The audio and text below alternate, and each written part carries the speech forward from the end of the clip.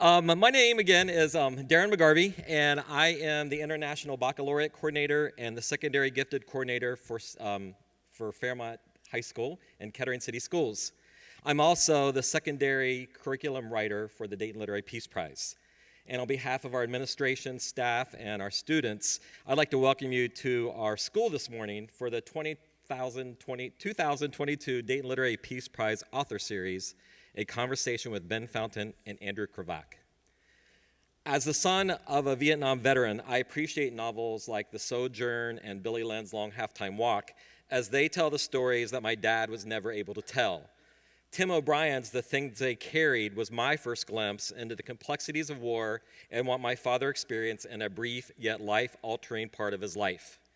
My history teachers were very adept in leading me through the content in the history books, but it never helped me to understand my father, why he drank to numb his pain, and why he shied away from the pride we all had in him and the sacrifices that he made. We are fortunate for authors like Ben Fountain and Andrew Krivak, as they are able to bring us characters like Billy Lynn and Joseph Vinich, which bring us one step closer to understanding. This morning, we get the opportunity to learn how their stories began, some of the processes that each of the authors went through in creating an accurate portrayal, and the results of turning their stories over for others to read and for people like me to learn. Now, to get started, I'd like to introduce our moderator for this morning. Her name is Loghan Young. Loghan is a two-time graduate of Wright State University with a bachelor's degree in organizational leadership and a Master of Public Administration nonprofit. Loghan is a program manager for the Air Force Institute of Technology at Wright-Patterson Air Force Base. She served 4 years of active duty in the Army as a transportation specialist, earning a combat action badge for her 1-year tour as a convoy driver in Kabul, Afghanistan. And I'm going to turn the session over to the three of them. Thank you. Good morning, everyone.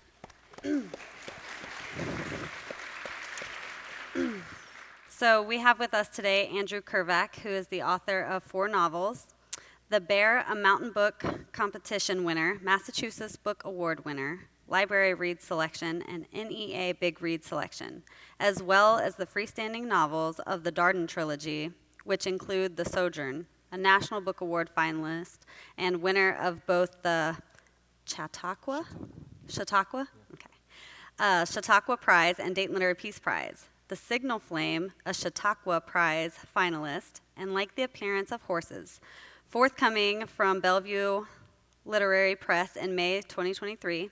He is also the author of the poetry collection Ghosts of the Monadnock, Wolves, and the memoir A Long Retreat in Search of a Religious Life, as well as the editor of the Letters of William Carlos, William to Edgar Irving Williams, 1902 to 1912, which received the Lewis Martz Prize.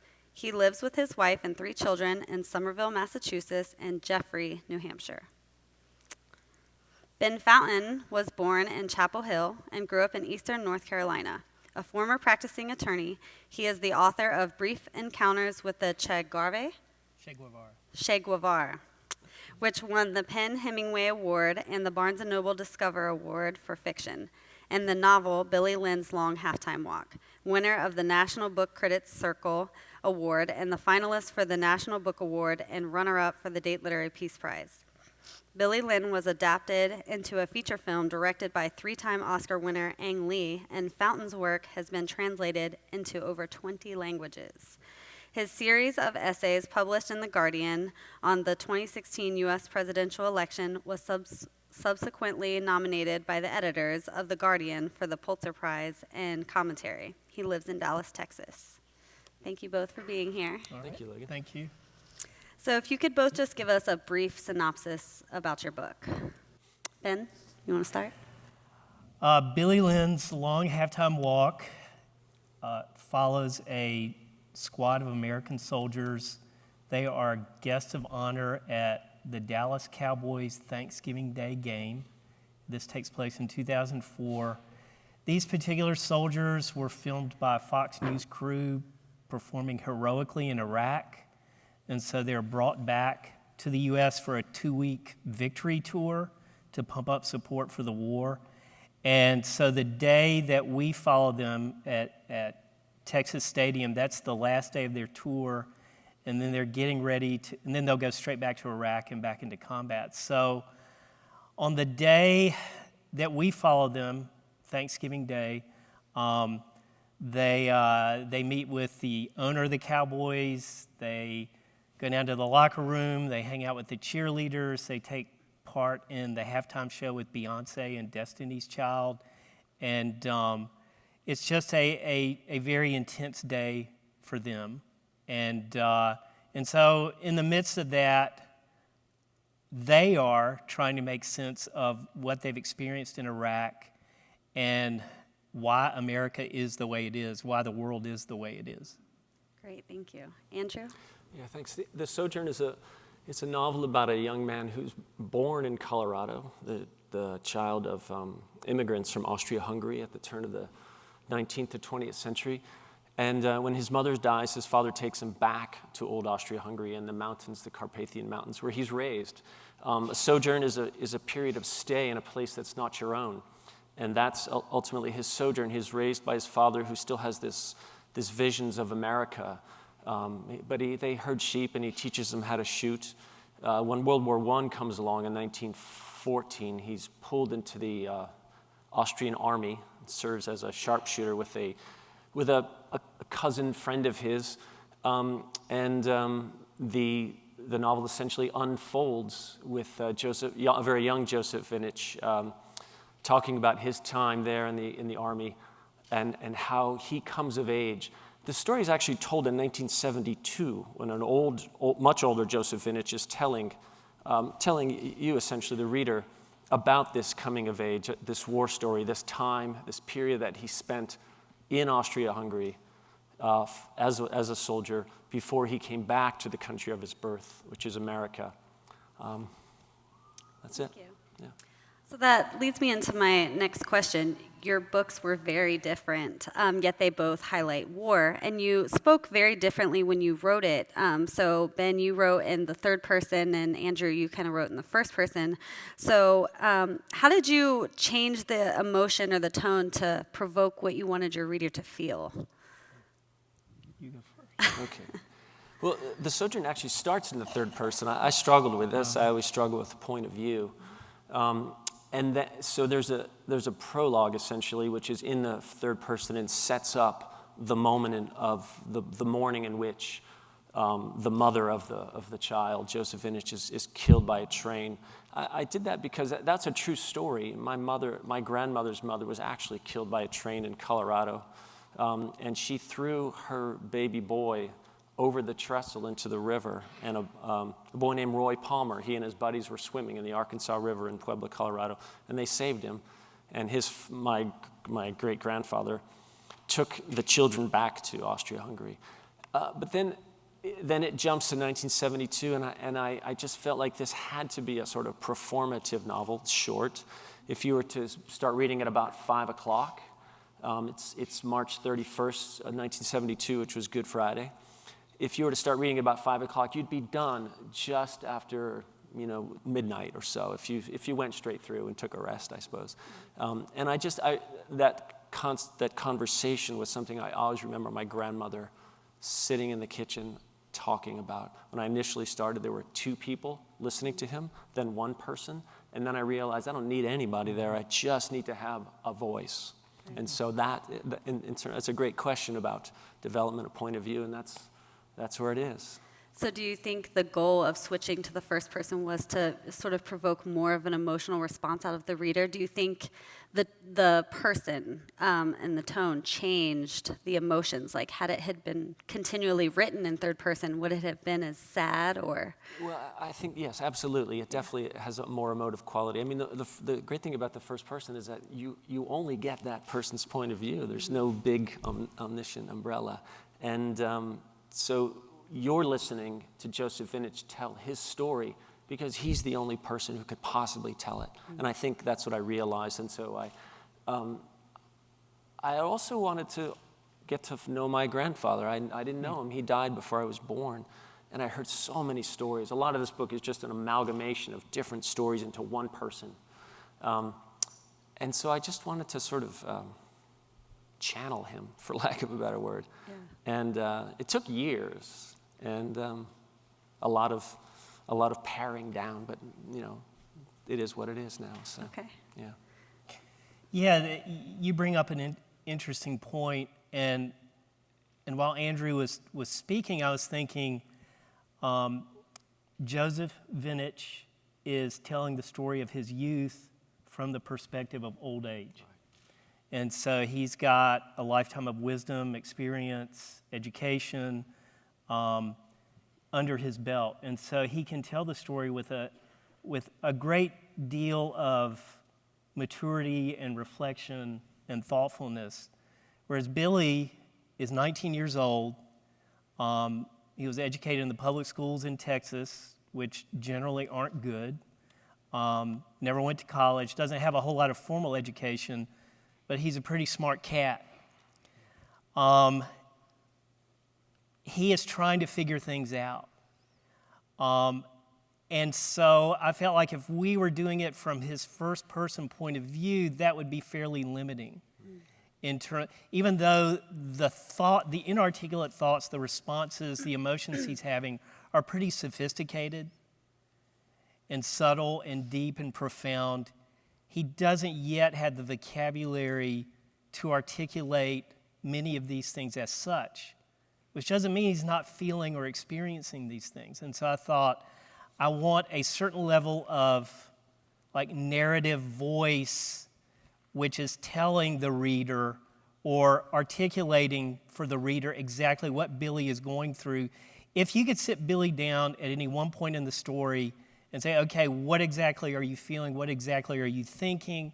And if you teased that out over 5 or 6 hours, you would get pretty much what is on the page. But I felt like we shouldn't be limited to Billy's level of articulateness at this point. I felt like I, as the writer, am allowed to articulate as best I can what he's feeling and thinking.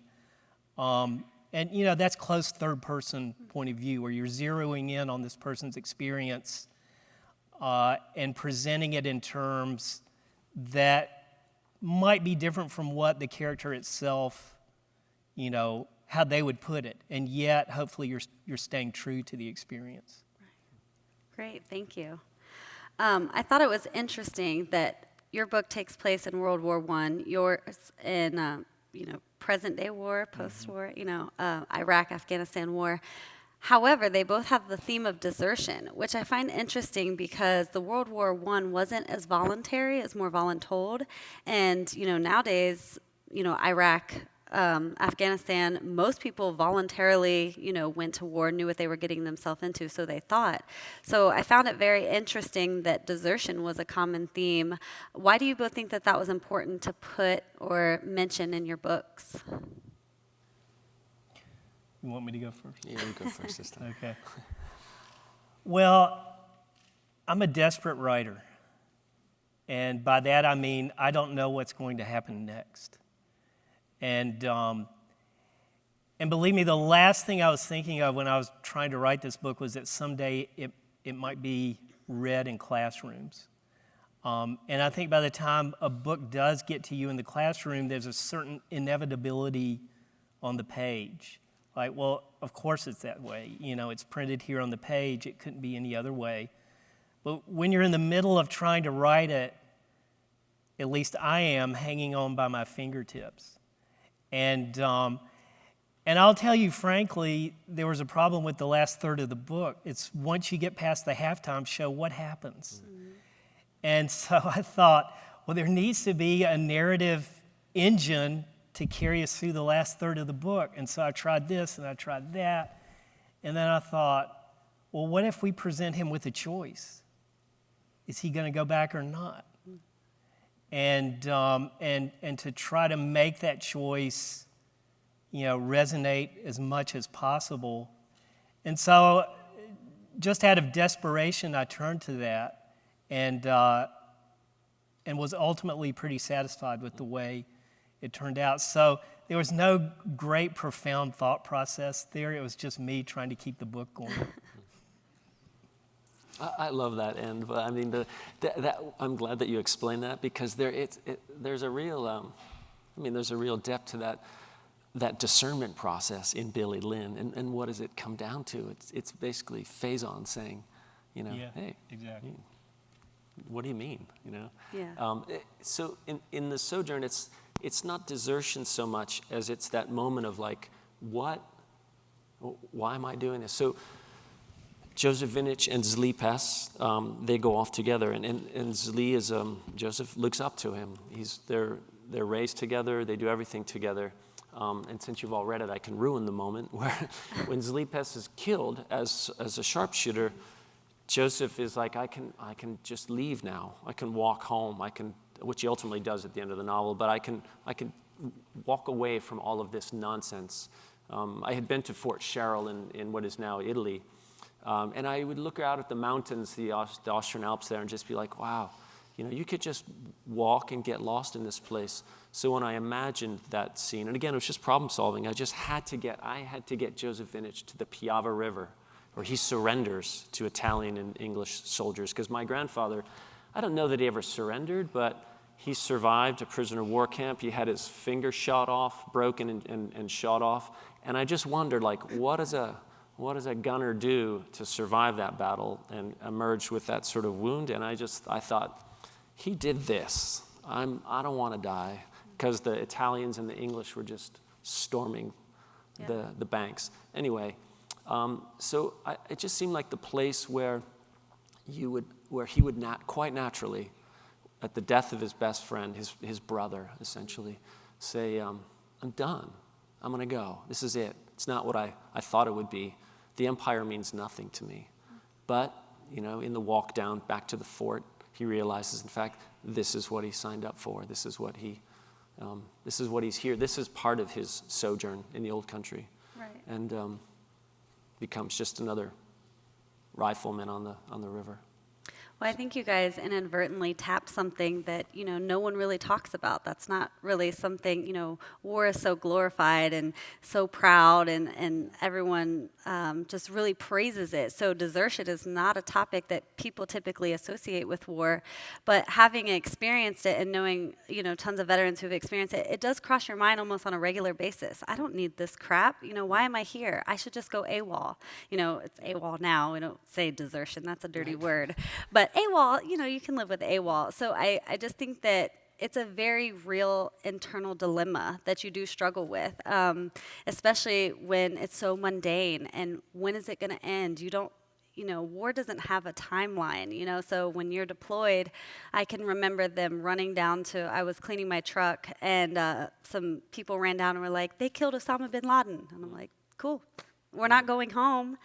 And everyone just kind of stood there like, oh, yeah, that means nothing.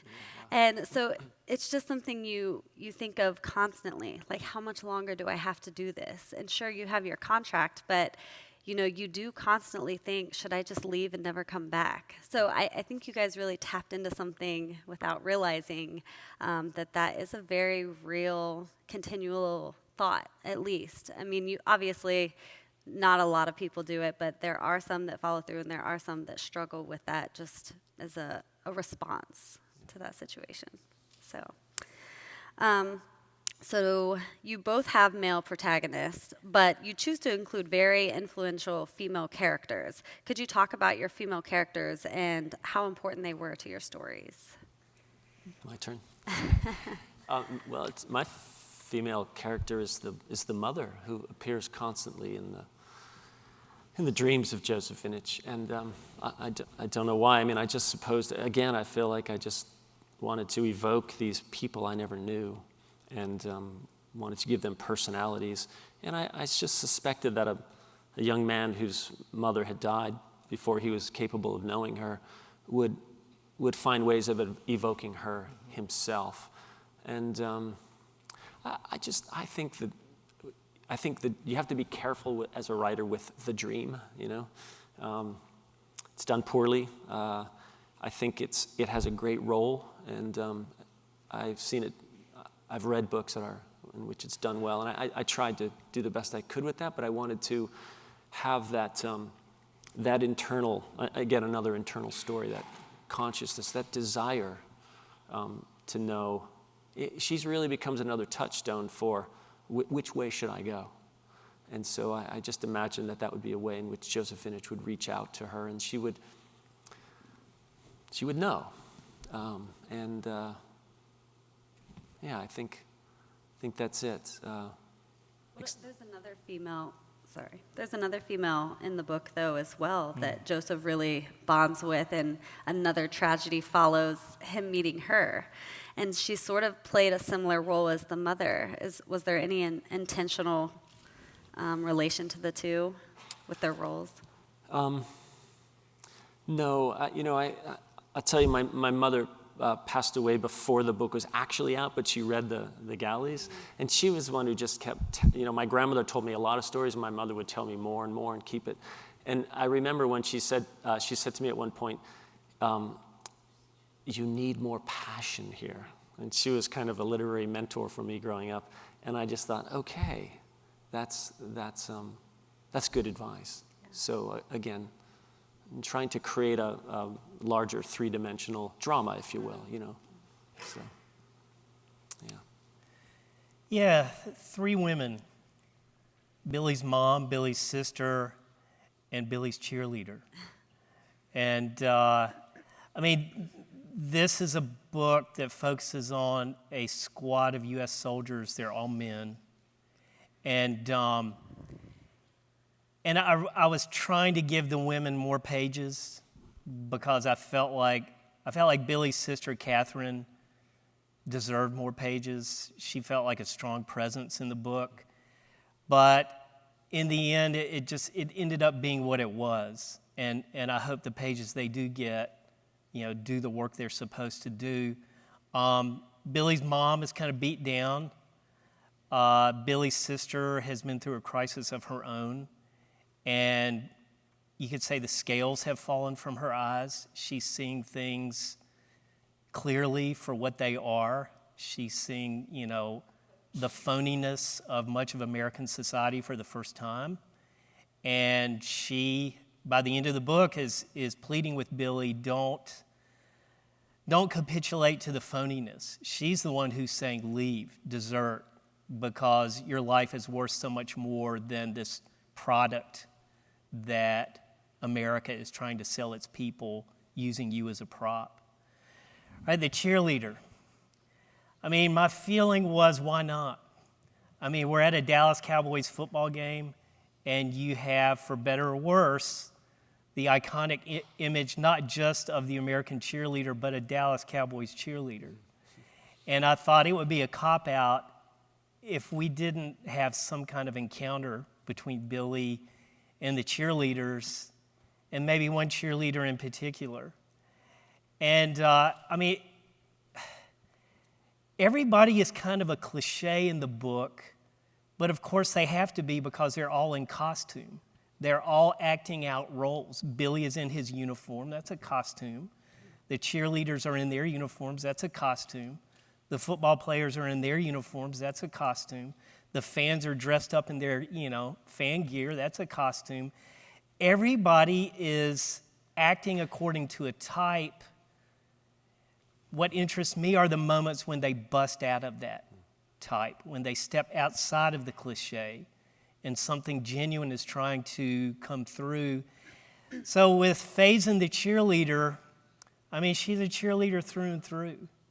And yet I'm trying to, in the few pages I have, scrape down into something that hopefully comes across as real and genuine. I think her affection for Billy is real in the midst of like this souffle of fantasy that surrounds their encounter. And she's blonde, she's beautiful, she's peppy, she's Christian.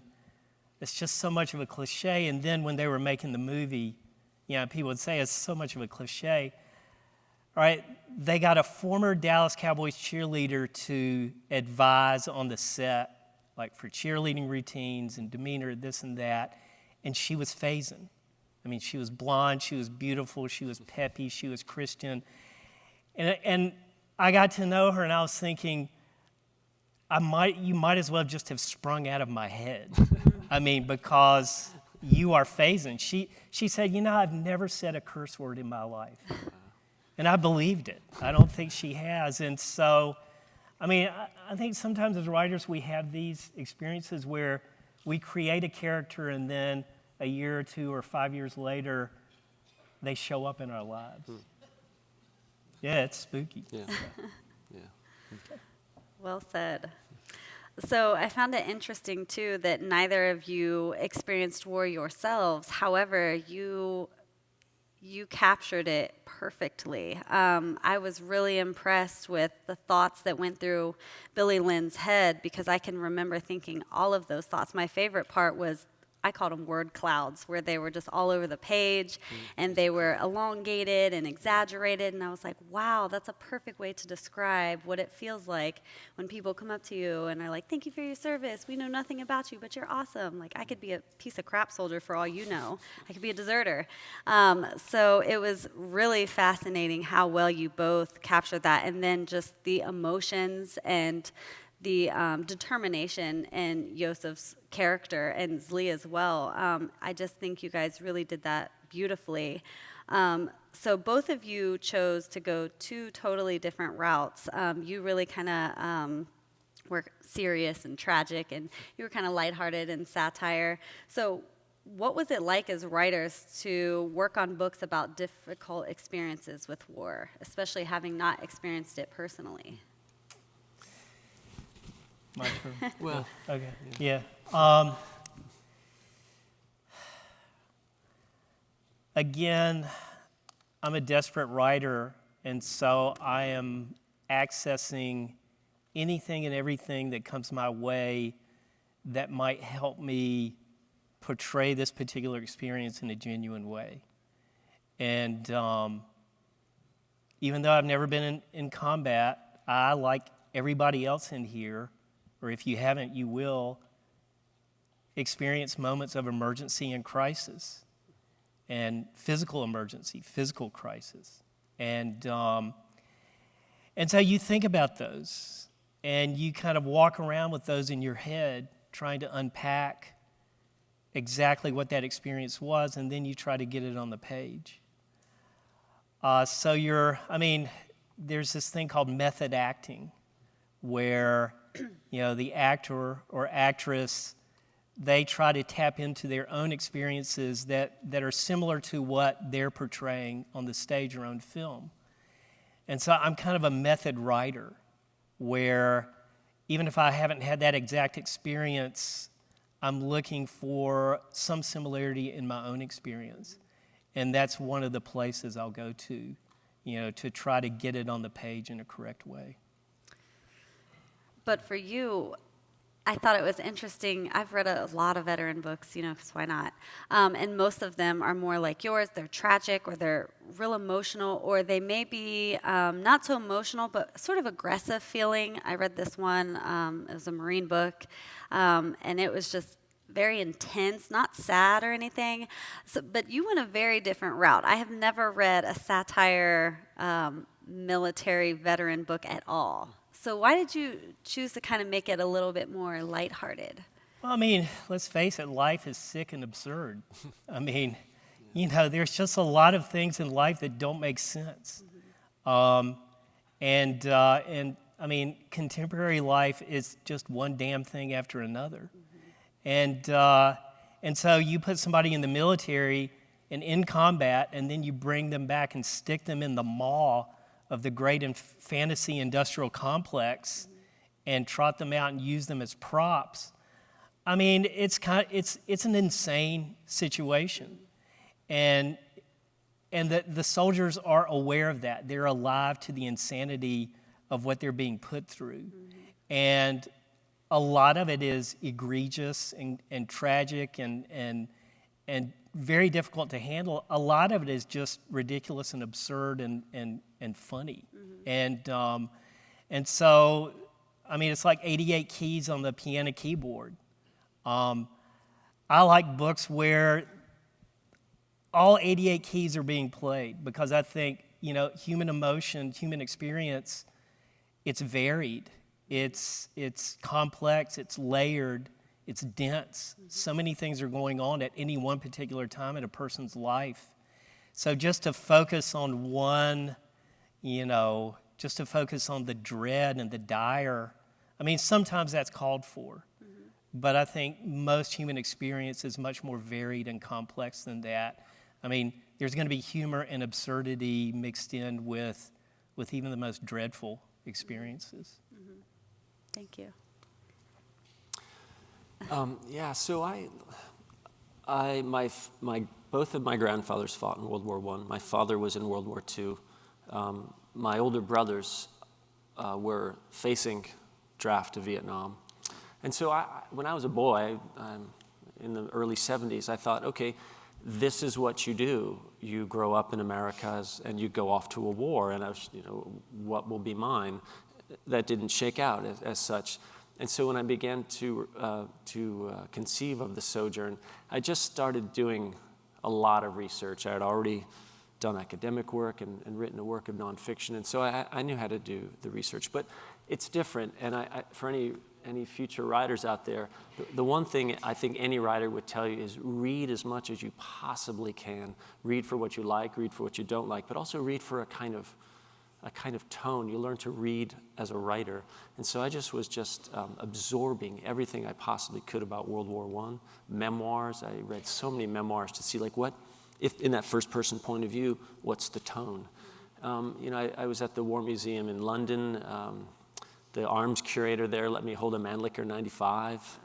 And I will tell you too that growing up in the 70s in rural Pennsylvania, I understood firearms, and my father was a hunter, and we used to go shooting together. So that aspect of it was not I was comfortable with. And the moments of the war, I wanted to get everything exactly right with respect to accuracy and what a person would go through. So I was telling Ben last night, various places where you're just solving problems about what happens next as you move along. And so my grandfather was not a sharpshooter, but that capacity for the sharpshooter to move above the command of a local, of your platoon leader or your company leader, like they would just respond to regimental command. That gave my characters a lot of freedom. And the fact that I already was creating Joseph Vinich as a young man in Austria-Hungary whose father was teaching him a kind of American dream, that helped me as well, naturally, to put him in that situation as a sharpshooter. I don't see the war though as entirely yes, it's tragic, and I almost see like what I had to do with respect to combat as part of one of three sections. It just happens to be the middle section, and I wanted to get it right. I will say one other thing though about that. I was in religious life for 8 years as studying to be a Jesuit, and that was always called formation. I was being formed as a young man to become a Roman Catholic priest in an order that is about education and mission and going out into the world. And I remember my very first reading of the Sojourn, there was a man in the front seat, and this is in Cambridge, Massachusetts. He asked the first question, raised his hand, and he said, I was an Army Ranger in Vietnam. And I thought, oh no, here it comes. And I want to know how you did it. How'd you get it? Because I know you didn't serve, but something is right here. And I only say that because my answer to him was, I don't know. I read a lot, but I wasn't writing Joseph Vinich as a soldier. I was writing him as a man in formation. And so I said, all I could do was go on that. That's his character development.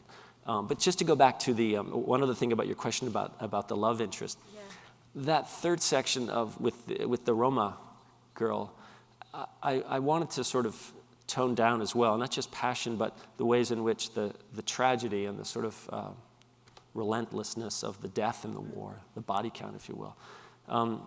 I also was hoping for something a bit more tender there, and I think she's kind of funny, and that character comes back. Not that character, but that moment will come back in another novel. Because I think I also wanted to stick with that person. And so that was also something I wanted to do as a balance to to the war scenes and the tragedy of that, was to have some tenderness as well. So. Yeah, that leads right into my next question, because both of you chose to narrate your battle scenes very different. When I was reading Billy Lynn, I kept thinking, okay, where's the climax? When is he going to give us the juicy details on, killing insurgents and saving his buddy and dragging him to safety? When are we going to hear more about that? And you just get little sneak peeks of what happens and what Billy Lynn experiences. You don't get the juicy part that the Americans in the book want and the reader wants. You want that. But in the Sojourn, you walk into it without even realizing it. You're reading along, and all of a sudden, Joseph is describing a woman carrying a blood-filled pail covering her body, and she's covering up, all of the corpses that are everywhere. So you just kind of walk into the battlefield without realizing it in the Sojourn. So tell me about both of you, why you chose to focus the battle scenes the way you did. Why leave the battle scene out? Yeah, why leave it out? I'm not very nice that way, am I? I mean, you're kind of waiting for the big, set piece of, and then this happened, and then that happened, and then that happened, and this happened. And I kept thinking it would happen. Mm-hmm. And I'm giving you bits and pieces of the battle. And so writing the first draft, I thought, okay, it'll happen. I'll know when it's supposed to come. And I got to the end of the first draft, and it hadn't happened. And I thought, well, that's weird. And so I go back, I said, it'll happen in the second draft. And it didn't happen there either. It just didn't feel right. And a lot of doing this kind of work is going by instinct and intuition and feel. Does this feel right? Does it feel false? And ultimately, I thought, no, I'm not going to give the reader or myself the satisfaction of taking you through A, B, C, D of the battle. In my sense, reading memoirs, hearing people talk, looking at my own experience of, intense emergency situations it's not a whole piece. Mm-hmm. It's fragments. It's bits and pieces. You can't absorb all of it.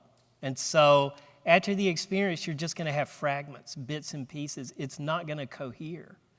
And there are situations where a book will call for a piece that coheres. But this book, it just didn't feel right. And so I left the battle out. And of course, the movies being the movies, they put it right back in. Right. I mean, they take you through the whole damn thing. And it's like, well, it's the movies, They're going to do what they're going to do. Mm-hmm. I was imagining it in the way I saw the photographs at the War Museum. Okay. So I mapped out the journey within the Sojourn. Mm-hmm. Those were just fragments of photographs that I'd seen, but also I was, honestly, I'll tell you, I don't mean to sound so grand about it, but I was just thinking about Tolstoy. I love War and Peace, and I've read that book many times. And Tolstoy, he gets it in the way where there's moments where it's the big battle, but also there's a lot of interiority, just thinking about the fragments as well. And also, again, to go back to the point of view, the first person, I think Ben's spot on with the way in which that omniscience, as you're looking about the big umbrella of it, all these characters, it has to be fragmented. And it makes perfect sense to me that's how it would have emerged in your novel. With Joseph Vinich telling the story from hindsight, I wanted to sort of removed. He's very surgical in the way he talks about it, removed, indifferent, but this is just the way it was. And this is the way I acted and the way I performed in a way. He's looking back on it from the vantage of old age, and he's had many years to reflect and think. Yeah. And so to me, it makes sense that it would be of a piece, and also that there would be a more solemn tone to the whole thing. Whereas Billy and his guys, they're in the moment right there, and it's a much more fragmented, kind of impressionistic experience. Yeah, and Joseph has to atone with the ghosts as well. Right. His own sort of PTSD in the prison. Well, those were great responses, and you captured both of those very well. So our last question is, you received acclaim from the Dayton Literary Peace Prize. Did you see your books about peace as you were writing them? Yes and no. I mean, I live in the both and. I resist the either or. So I did, mostly because I just think the piece is far more important. But one of the books I read and loved the most early on was David Jones's, in parenthesis, the long poem that he wrote, this Welsh poet and painter, about World War I. And at the end there, that's the epigraph. He takes the rifle and he leaves it under the oak. And I thought about my grandfather possibly surrendering. Who knows? He survived somehow. And there was a way in which that choice in war is a choice for peace over war. Mm-hmm. And I thought of David Jones, and I wondered about that. The longer arc of the war, of any war, should ultimately come to a place where the discernment is for a peace as opposed to a continuous war. But peace is a struggle as well. It is. And so there's the both and. Mm-hmm. But ultimately, I think you write the best sentence you can. Yeah. So. Yeah, I think America lost its mind on 9/11, and I don't think it's recovered it. I think, in fact, it's gotten worse, and it's getting worse. I mean, the most serious thing a country can do is go to war. Mm-hmm. Yeah. That is absolutely the most serious existential decision a state and a country can make. Mm-hmm. And you can't do it. There's just absolutely no morality in it unless there's no other choice. Well, how do you drill down into that and make a story out of it? And I hope this is the case. I mean, Billy is, if you just looked at him statistically, he's an average guy. Mm-hmm. He's 19 years old. There doesn't seem to be anything particularly special about him, except, hopefully, when we get to know him. And we realize he is as beautiful and precious and intelligent and resourceful and has as much potential as anyone. And so if we lose him, we have really lost something. And so multiply that by every single death in the war. That loss, that tragedy, that's what war is. And yes, hopefully by presenting Billy to you as a living, breathing human being, that in itself constitutes an anti-war book. Don't put his life in danger for any but the most serious and necessary cause. Mm-hmm. Anything less than that is simply criminal. Yeah. Agreed. All right, thank you very much. We are going to open up the microphone for students and teachers that might want to ask a couple of our authors questions. Go right ahead. I'm Saba Halby. I'm from Fairmont. So, sorry. I was just wondering, so neither of you guys have fought in war, right? And so was there one specific event or moment in your life where you decided that you wanted to write your book? Did anything specific happen? Yeah. Great question. I would say it's a cumulative event, wanting to become a writer, but also listening to a lot of stories when I was growing up. And so I would say that that it would be accumulative with respect to the Sojourn was really feeling like at a certain point I did want to tell a story about my grandfather. I actually thought of a nonfiction work in which it would be him and everything would unfold as such, but then was steered into the place of writing a novel. And that's when I started to change things and, make up stuff for the sake of the story. And so wasn't an event so much as just the desire to sit down and start writing a work of fiction that was a cumulative work of all the stories I had heard growing up. So. Yeah, with this book in particular, it was me, like Thanksgiving Day, 2004. We had a bunch of people over at the house for Thanksgiving, and we had the game on in the background. The Cowboys always play on Thanksgiving. And so the game's going on, and then they get to halftime, and everybody kind of drifts off, but I'd had a couple of martinis, so I was just kind of sitting there on the sofa. And the halftime show comes on, and it's very much the way I describe it in the book. I mean, it's 5 or 6 marching bands, and U.S. Army drill team, and Destiny's Child, and 300 or 400 soldiers out on the field, and fireworks, and I'm looking at it, and I'm thinking, this is the craziest thing I've ever seen. I mean, it's just all these things that don't go together, all mashed up together.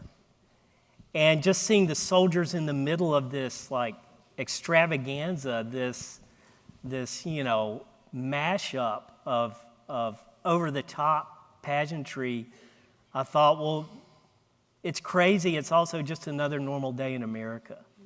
And so I just felt like there was a story there, and if I could tease it out, there might be something worth reading there. So it was TV. I got it from TV. Thank you. Thank you. Our next question. Hello. Hello, my name is Pete Steele-Vopberg from the Miami Valley School. This is mostly specifically for Billy Lynn's Long Halftime Walk, but for your characters, did you have any references to go off, or did you actually meet any Dallas Cowboys or cheerleaders to base their personalities off of? No. Are the characters based on any people in particular? Actually, no, not at all. They're just kind of composites, just me trying to build them from the ground up. And subsequently I met a couple of cheerleaders. But no, it's just me making stuff up. Understandable. Thank you. All right, our next question, please. Hi, I'm Hannah Dritz from the Miami Valley School. I have specifically for Mr. Krivak. Why did you specifically choose the stories from your family history? Why did I choose the stories from? Your family history, why did you choose those specific stories? Yeah, because they're really good stories, and is all I had really. You gotta work with what you got, and so I would say too that was a starting point. It was a constant sort of give and take of I would get a kernel of something, add to it that I thought would make it even more interesting, and then something else would emerge from the left field of the family stories, and then that would actually get bigger, kind of snowballing, and it's just a fascinating process, and so that's why the family stories. But I would never stick with them entirely, because at a certain point, reality isn't as much fun as fiction. So I think there's, again, that both end of adding stuff to what I had heard, but ultimately in the beginning, it was just once I was studying literature, I realized, wow, there's some really good stuff that I heard around a wood stove from my grandmother that would make some great fiction. And I bet everyone here would be in a similar place. You gotta listen. So, Thank you. yeah. Thank you. Next question. Make sure to say your name, where you're from, and if you're asking a question of both authors or just one. I'm Ana Gonzalez, and I'm from Fairmont High School, and this question is specifically for Ben Fountain. So I read Billy Lynn's Long Halftime Walk for the first time when I was in 7th grade, and now I'm a senior in high school, and I've come and revisited the book a couple times, and I was just kind of wondering, like, what was your rhetorical goal for this book? Because I must admit, like, since the first time I read it, it's kind of shaped a lot of my political views, even to this day. So what were you aiming for with the way that you presented the story and its characters? Yeah, that's a really, I really appreciate that question. I had a lot to get off my chest. And so starting the writing of it, I had all these things bouncing around inside my head, and they felt like big things, like about power and politics and economics, and I mean these big societal forces that really control our lives. Yeah. And basically what we're trying to do is eke out a little bit of personal agency in the midst of all these huge forces in society. I mean, if I tried to write a novel specifically directed like that, I mean, it would be a lousy novel. And so, I mean, I was really struggling with it at first. It was like, there's so much I want to say. How am I going to say it? And then I thought, no, just write the story. Just write the characters, try to figure out who these people are, write it as accurately and correctly as I can, as close to the authentic experience as I can. Yeah. And if I do that, all the big stuff, the political stuff, will take care of itself. So hopefully it comes from inside the characters and works the way out instead of me creating these cardboard characters and kind of slapping, a political message on them. I don't know if I succeeded or not, but that's the approach I finally took. It's like, write the story, write the people. If you do it correctly, the big messages, they'll be there. Thank you. Our next question, please tell us your school and your name and your school, please. Hi, my name is, whoa, that's loud. Raina Namraju. I'm from the Miami Valley School. And I was doing a little bit of background research on sharpshooters in Austria-Hungary. Oh, and my question's for you, Mr. Krivak. On sharpshooters in Austria-Hungary. And I found that they typically worked alone, not in pairs. So I was wondering why you decided to put Joseph and Slee together as sharpshooters in that war. Yeah, typically they were better in pairs. And I put Joseph and Zli together because as a pair, they really are one. They're sort of twin sons of different mothers in some ways. And I found that as well too, but I just could not let any one of them go until death takes Zli, And but they would have been trained. The Germans trained the Austrians. The Germans didn't really like the Austrians much. They thought that one of the generals said, "We are fettered to a corpse." Austria-Hungary was on its way down, and the Germans didn't like them much, but they trained the sharpshooters that way. It was really just a way of keeping those two together. And I thought, okay, generally they would be trained, there would be a spotter and a shooter, but I wanted them both to be shooters because they were raised that way as well. So each one does the same job well. But the answer is I couldn't pull them apart. So. Thank you. Yeah. Next question, please. We have about time for like 3-4 more questions. Hello, my name is Naima Nizero. I'm from the Miami Valley School. And my question is for Mr. Andrew Krivak. So in our English class, we're doing a family history project. And so it's kind of like with your story, The Sojourn, how you mix nonfiction and fiction with your family's history. Yeah. How did you come upon the idea to do that? And how do you best say you do that with your stories? So I had really initially conceived of it as a work of nonfiction. I had written a work of nonfiction prior, and so I was talking to my agent about it.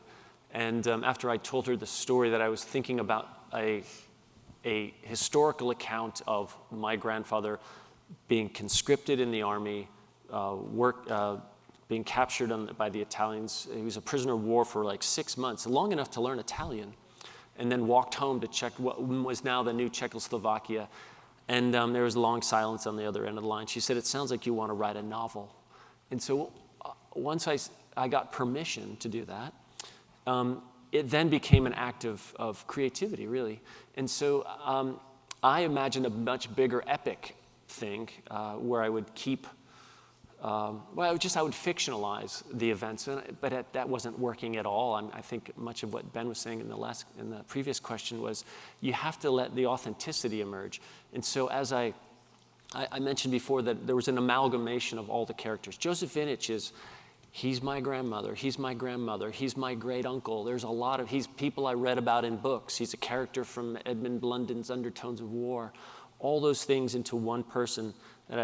So this big book, as I would wake up early in the morning, I was living in London, and just hack away at it, just carve, until it came down to that scene where one guy is telling you the story of his coming of age. And I'll tell you, I do not like the term historical fiction. I always balk at that because every novel at a certain stretch has a moment of is historical fiction. If you think about it, it's just because something takes longer in time, or maybe there's a historical character who was real in the novel. I suppose there is an actual genre for that if you fictionalize, say, Lincoln or something. But for literary fiction, I don't think it's fair.